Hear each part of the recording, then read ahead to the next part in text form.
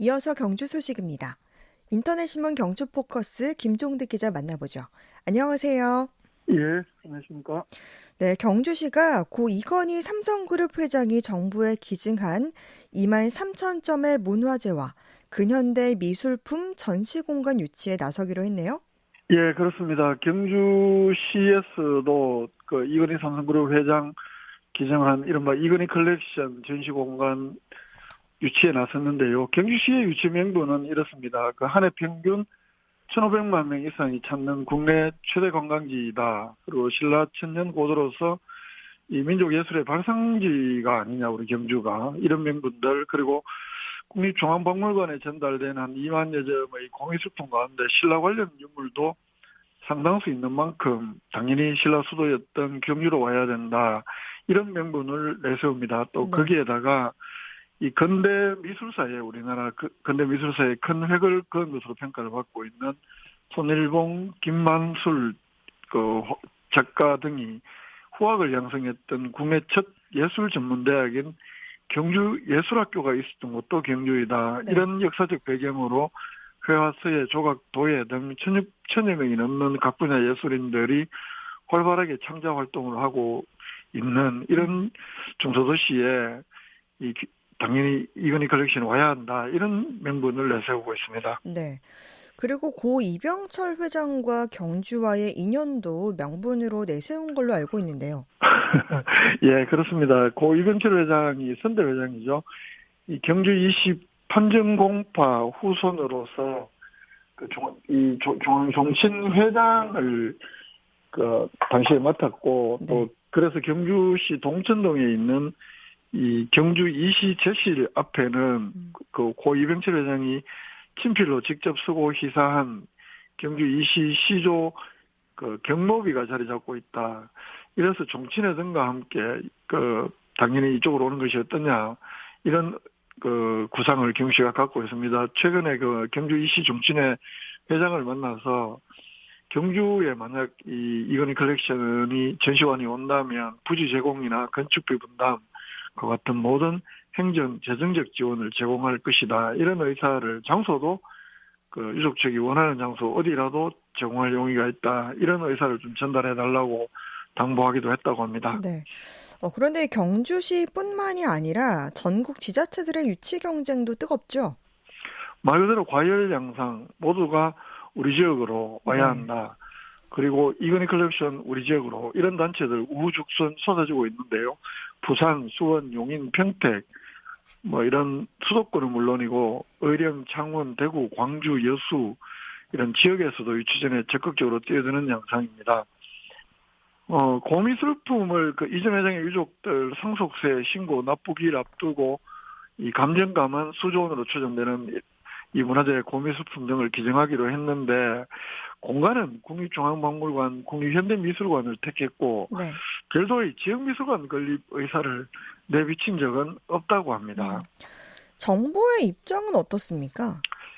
정부에서는 일단 미술관 신설 계획 아직 방향은 정해지지 않았다고 하는데 네. 어떻게 하겠다, 이런 결정을 다음 달 말쯤 발표될 것으로 이렇게 관측이 됩니다. 문화체육관광부는 최근에 이건희 컬렉션 유치를 놓고 자치단체 간 경쟁이 과열되면서 이런 시일 내에 이 미술관 신설 방침을 결정을 해서 장관이 직접 발표할 계획인 것으로 현재 전해지고 있는데, 이 미술관 신설 방식은 미술계에서 요구하는 국립 근대 미술관 신설일지 아니면 이건희 컬렉션만 별도로 전시하는 미술관이 될지 네. 아직 구체적으로 정해진 바는 없는 것으로 알려지고 있습니다. 그렇군요. 다음 소식은요. 내남면 이조리에 경주 세 번째 고령자 복지주택이 들어서네요. 이게 국토교통부가 지자체를 대상으로 이른바 공모사업으로 해서 선정을 하고 국비를 지원하는 것인데, 네. 2021년 국토교통부 주관 고령자 복지주택 공모사업 대상지로 경주시가 선정이 되면서 경주시 내남면 이조리에 경주시에서 세 번째 고령자 복지주택이 건립이 됩니다. 경주시에서는 2024년 말 준공을 목표로 내남면 이조리 48-1번지면 이게 면사무소 있고 말 그대로 이제 내남면 내남면의 다운타운이다 이렇게 볼 수 있는 이 지역인데 네. 여기에 한 100세대 규모로 이 홀로 사는 만 65세 이상 저소득층 노인을 위한 고령자 복지주택 신축할 계획입니다. 국비 124억 원을 지원을 받고 해서 총 사업비는 164억 원이 투입이 될 예정인데 왜 경주에서 세 번째냐 하면은 2019년에 공모사업에 안강업에 짓겠다는 것이 확정이 됐고 또 작년에는 황성동에 이 고령자 복지주택 공모사업에 선정이 되면서 이번에 내남면 이조리까지 경주에서는 세 번째 고령자 복지주택 공모사업이 선정이 됐고 건설이 가능하게 됐기 때문에 그렇습니다. 네, 그렇군요. 그러면 고령자 복지주택은 어떤 분들이 입주 대상인가요? 예, 조금 전에 말씀드린 대로 그 만 65세 이상 고령자 중에서 일단 생계, 의료 수급자 같은 저소득층 그리고 국가유공자들이 우선 입주하게 됩니다. 주택 내부에는 그러니까 주택 단지 안에 연면적 1,500평방미터 규모의 사회복지시설도 조성이 되면서 네. 단순히 복지주택 입주자뿐만 아니라 인근 노인들을 대상으로 한 보건 의료복지 서비스가 또 제공을 한다고 하고요. 이 국토부 산하에 한국토지주택공사가 고령자 주택 및 복지시설의 건설 비용 또 주택 운영을 맡고 경주시에서는 역할 분담을 통해서 진입도로와 같은 기반시설 설치, 복지시설 내부 구성 및 운영을 담당하게 됩니다. 이렇기 때문에 전체 164억 중에서 그 124억 큰 비용은 사실상 정부가 되는 것이고 나머지는 한 20억 정도가 경주시가 분담을 하게 되는 이런 예산 분담 구조입니다. 네. 고령자 복지주택 관련 소식이었고요.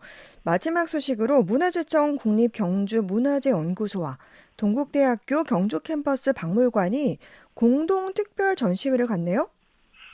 예, 내일부터 9월 30일까지 양기관 공동으로 국립경주문화재연구소에서는 그동안 경주에서 출토한 각종 절터에서 출토된 유물들을 전시를 하고 네. 동국대학교 경주 캠퍼스 박물관에서는 사진을 전시하는데요. 주로 황룡사, 분황사, 사천왕사, 가문사 등 같은 신라를 대표했던 그 불교유적 발굴에서 나왔던 유물들은 국립경주문화재에서 문화재연구소에서 전시를 하고 네. 그동안 협업을 통해서 그 문화재연구소가 가르쳤던 대학생들하고 또 청년 작가들이 이 유물들을 재해석해서 찍은 사진은 동국대학교 경주 캠퍼스 박물관에서 전시하는 이런 협업 전시회를 개최를 합니다. 네. 그러니까 이른바 관학 협력 프로그램의 하나로 보면 될까요? 예, 그렇습니다. 대학하고 국가연구소가 공동을 하는 거니까요. 네. 이 관람 시간은 평일 오전 10시부터 오후 5시까지 할 수 있고 주말과 공휴일은 휴관을 합니다. 내일 오후 2시에 개막식 진행을 합니다. 네, 한 주간의 경주 소식 살펴봤습니다. 인터넷신문 경주포커스 김종득 기자였습니다. 말씀 고맙습니다. 예, 고맙습니다.